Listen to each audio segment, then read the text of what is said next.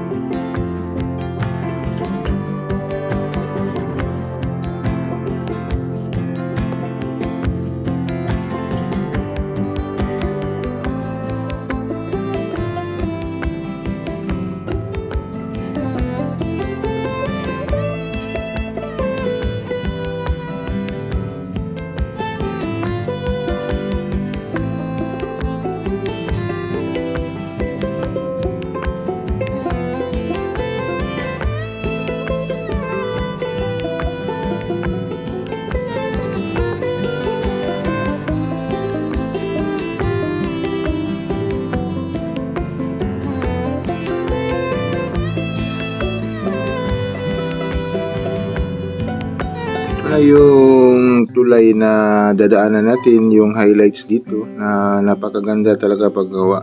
Kapag makadaan ka dito kung first time mo, mabigani ka talaga sa ganda ng tulay kasi first time ito dito sa Mindanao ba or sa Pilipinas na ganito pagkagawa yung tulay.